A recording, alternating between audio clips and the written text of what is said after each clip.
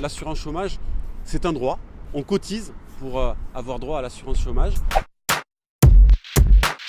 Le gouvernement, depuis le début, a décidé de s'en prendre aux victimes plutôt que de s'attaquer aux causes. Et je crois que ça n'est pas acceptable parce que l'assurance chômage, c'est un droit. On cotise pour avoir droit à l'assurance chômage. Et quand effectivement il se trouve qu'on est privé d'emploi et personne ne souhaite l'être, eh bien on se trouve dans la difficulté. L'assurance chômage permet de faire face et de chercher un emploi en conservant des revenus.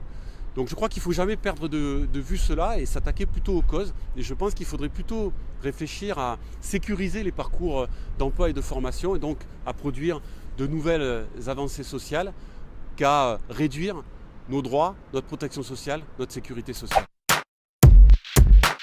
Depuis quelque temps, le sujet est en train de monter sur le haut de la pile de la perte d'autonomie.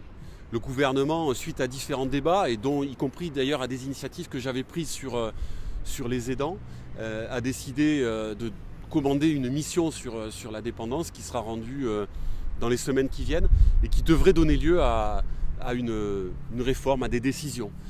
C'est un chantier majeur parce que d'abord il y a un vieillissement de la population dans notre pays et nous voyons bien que nous ne pouvons pas continuer comme ça avec ces inégalités qui se développent face à la perte d'autonomie dans notre pays et face au vieillissement.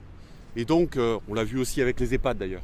Et donc je crois qu'il y a besoin d'engager un grand travail et de produire de grandes réformes de progrès social là aussi, qui doivent aller dans deux directions. D'abord, mettre en place un grand service public face à la perte d'autonomie.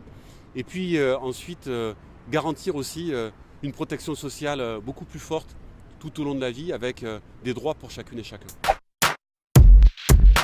Je crois que nous avons besoin de relever de manière conjointe le défi de la planète et les défis humains, les défis sociaux qui sont les nôtres. Et c'est de cette façon-là que nous y arriverons. Je prends simplement 3 sujets très rapidement. Sur la question de l'énergie, va venir en débat la programmation pluriannuelle de l'énergie. La transition énergétique, c'est un sujet majeur. Nous devons ensemble prendre les bonnes décisions. La question des transports. De très mauvais choix ont été faits avec la réforme ferroviaire l'année dernière. Mais je crois qu'il faut continuer la bataille pour être à la hauteur du développement de modes de transport qui nous permettent là aussi de relever les défis de la planète. Troisième enjeu, celui là aussi de l'industrie. Nous devons réfléchir à produire autrement, à produire d'abord ce dont nous avons besoin et à produire autrement, à changer nos modes de production, de consommation, nos modes de vie.